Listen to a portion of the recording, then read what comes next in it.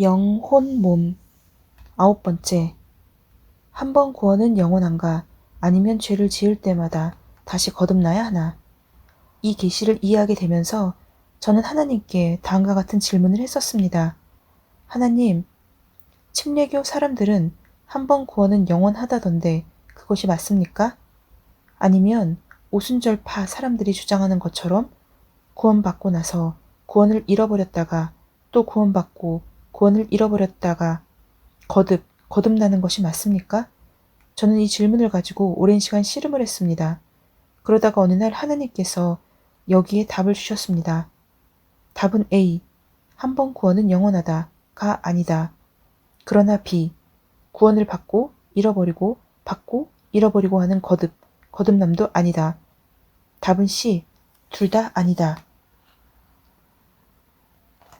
하나님께서는 두 가지 다 그 안에 부분적인 진리가 있지만 온전한 진리는 이 둘 사이에 있음을 알려주셨습니다. 한 번 구원은 영원하다 고 주장하는 사람들은 우리 영이 성결케 되었고 영원히 온전하게 된 것을 이해합니다. 나 자신의 선함으로 구원받은 것이 아니기 때문에 나의 부족함이 내 구원을 취소할 수도 없다는 것입니다. 예수 그리스도를 주로 시인하면 거듭난 것입니다. 믿음이 관건이지 죄가 관건이 아니기에 죄로 인해 구원을 잃지 않습니다. 누군가는 이렇게 얘기할 수도 있습니다. 잠깐만요. 죄를 지으면 구원을 잃어버리는 것 아닙니까? 중죄를 짓고도 천국에 간단 말입니까? 일반적인 기준으로 볼 때는 저는 꽤 거룩하게 산다고 할 수 있겠지만 행위로는 저도 완전하지 못합니다. 저는 단 한 번도 욕을 하지 않았고 한 번도 술을 마셔보지 않았으며 담배도 펴본 적이 없습니다. 간음도 행하지 않았고요. 하지만 하나님의 법을 어긴 것이 있습니다. 하나님의 기준으로 사람들을 사랑하지 못하고 하나님의 기준으로 진리를 이해하지도 못합니다. 전하지도 못합니다. 그렇게 하려고 노력하지만 말입니다. 어렸을 때 거짓말하다 걸린 적도 있습니다. 사람들이 큰 죄라고 하는 것은 저지르지 않았을지 모르지만 하나님의 법은 어긴 적이 있습니다. 통유리창. 누구든지 온 율법을 지키다가 그 하나를 범하면 모두 범한 자가 되나니. 야고보서 2장 10절. 율법은 마치 통유리창 같습니다.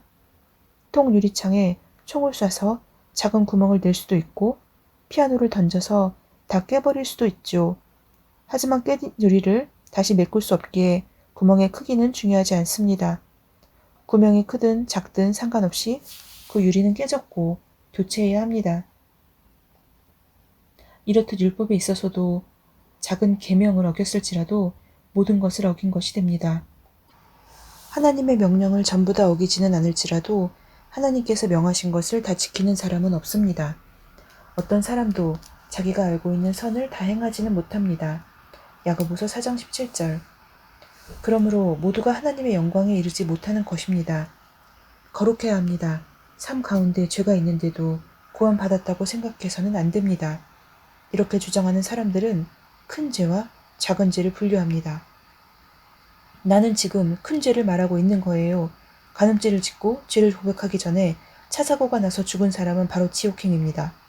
간음을 범한 사람이 천국 간다고 말해서는 안 되지요. 그 착각을 깨트려 미안하지만 그것은 종교적 전통일 뿐입니다. 하나님의 말씀에 의하면 큰 죄, 작은 죄란 없습니다. 야고보서 2장 10절. 과속도 죄입니다. 로마서 13장 1절로 7절은 자기가 사는 땅의 법을 지키라고 하고 있으며 정부의 권위에 순복하라고 합니다. 55마일로 제한된 곳에서 56마일로 달리는 것은 하나님의 명령을 어기는 것입니다. 작은 명령을 어기면 전부를 어긴 것과 같습니다.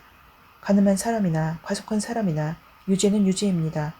사람의 눈에는 1마일 초과한 것과 간음죄를 저지른 것에는 엄청난 차이가 있고 처벌도 다르게 받아야 한다고 생각됩니다만 하나님의 눈에는 무슨 죄든 그것은 죄입니다. 둘 다 하나님의 완벽함의 기준에 미달입니다. 모든 계명을 전부 다 지키다가 하나를 어기면 모든 것을 어긴 것이 됩니다. 만일 거듭난 그리스도인이 간음죄를 저지르고 죄 고백을 미처 못한 채 죽어서 지옥에 떨어진다면 속도 위반한 그리스도인도 마찬가지입니다. 그러면 아무도 천국에 못 간다는 말이 됩니다. 우리 모두 어떤 부분에서는 하나님의 기준에 미달이기 때문입니다. 마이클 조던과 항상 TV만 보며 뒹굴거리는 사람. 하나님의 영광에 이르지 못했다면 모두 다 탈락입니다. 천장의 높이가 5m 이상 되는 곳에 있다고 생각해 봅시다. 구원을 받으려면 점프해서 천장에 손이 닿아야 한다고 가정할 때 마이클 조던 같은 사람이라면 3m 정도는 뛰어 올라 천장에 어느 정도 가깝게 이를 수 있을지도 모릅니다. 맨날 소파에 누워 TV만 보면서 뒹굴거리는 사람이라면 30cm 정도 점프할 수 있을까요? 그러면 어림도 없습니다. 하지만 이러나 저러나 결국 다를 게 없습니다. 천장에 닿지 못했다면 구원받지 못하니까요. 이것이 바로 하나님의 기준입니다. 하나님은 상대평가를 하지 않으십니다. 최선을 다해봐라. 10% 안에 들면 받아줄게.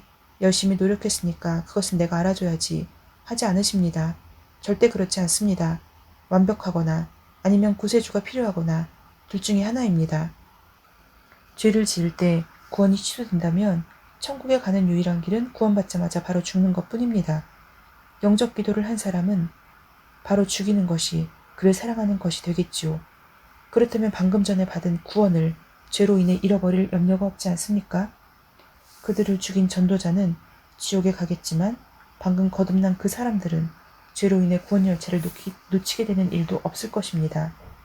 이 얼마나 말도 안 되는 얘기입니까? 정말 말도 안 되죠. 우리의 영은 인치심을 받았고 성결케 되었으며 영혼이 온전하게 되었습니다. 우리의 영의 의로운 상태는 우리의 행위와 태도에 의해 변하지 않습니다. 구원이란 예수님을 믿는 믿음과 거듭남에 온전히 달려있기 때문에 우리 죄는 하나님과 나의 관계에 영향을 미치지 못합니다. 하나님은 예수님을 믿는 우리의 믿음에 근거하여 우리와 교제하십니다.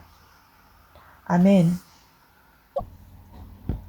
오늘은 한 번 구원은 영원한가 아니면 죄를 지을 때마다 다시 거듭나야 하나 라는 제목으로 말씀을 나누었습니다.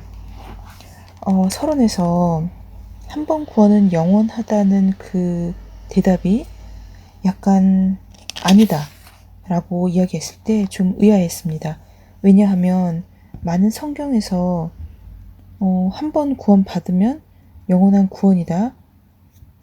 그리고 또 앞부분에서 계속 얘기했던 것이 행위에 의해서 구원받는 것이 아니라고 하나님의 은혜로 우리는 구원받는 거라고 그렇게 얘기했었기 때문에 이 부분이 좀 의아하다는 생각이 들기도 했습니다.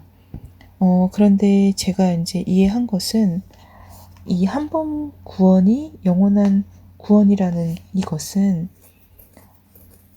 대부분의 경우에는 맞는 부분이지만 어떤 경우에 하나님 아버지와 예수 그리스도를 부인하고 그리고 파기하고 거절하고 완약해질 때 그리고 멀리 떠날 때 그 사람의 구원은 영원하지 않다는 것입니다. 그때는 하나님께서는 그를 자녀 삼지 않으시고 버리시겠다고 말씀을 하셨습니다. 그래서 그러한 이야기를 들었을 때는